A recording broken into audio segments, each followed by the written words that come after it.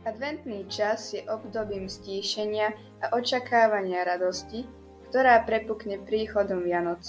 Náš adventný kalendár vás bude sprevádzať v tomto očakávaní.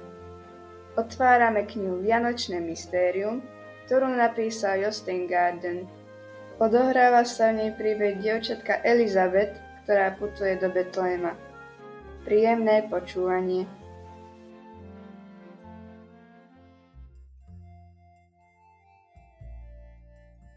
Nachádza sa to uprostred sveta medzi Európou, Áziou a Afrikou, uprostred dejín na začiatku letopočtu.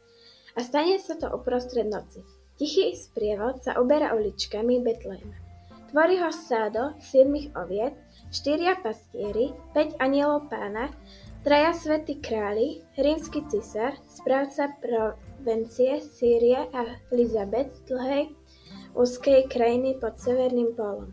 Oblakov niekoľkých nízkych domcov ešte vychádza sliedené svetlo dohorievajúcich olejových lampičiek. Väčšina obyvateľov starobilého mesta sa uložila na nočný odpočinok.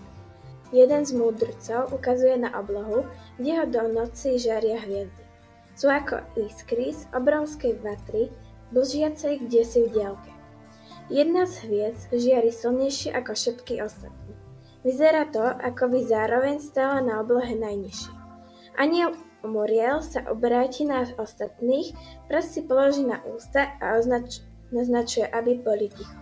Pš, pš. Sprievod pútnikov sa blíži k jednému z miestnych hostincov. V zápätí sa obloku zjaví hostinský. Len čo zbadá sprievod na ulici, energicky kývne hlavou a ukáže smerom na jaskyňu v skalnej stene. Aniel Epriel, čo si šepká, znie to ako slová zo starej riekanky. Kým sa tam zdržiavali, nadišiel čas jej pôrod a porodila svojho prvorodeného syna.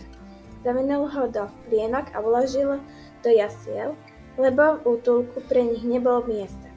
Zakradajú sa dvorom, zastanú pred jaskynkou. Prúdi z nej plach, ktorý prezrádza, že je to mašta. Tom ticho, presne detský plač. Teraz sa to stalo. Stalo sa to v betlehemskej maštali. Nad maštalou blíka hviezda. Vnútri matka zaviní novonárodené dieťa a ukladá ho do jasličiek. Nebesia sa stretli so zemou, pretože aj dieťa v jasličkách je iskrou obrovskej vatry spoza sliepňajúcich lampášikov na nebi.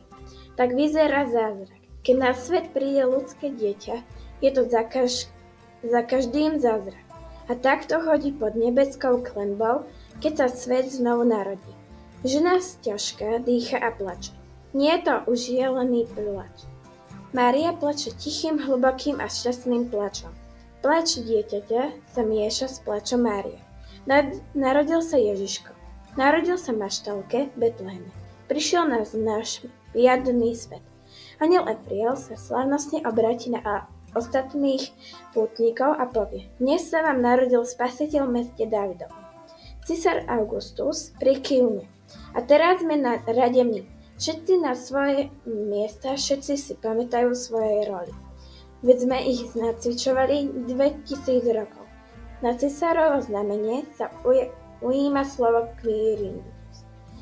Pastieri, vyžeňte svoje stáda do betlehemskej krajiny a vždy buďte dobrými pastiermi. Múdrci, vyberte sa do púšte, každý na svojej ťave. Nikdy neprestraňte štúdové hviezdy na oblohe. Anieli, zlietnite vysoko ponad oblaky.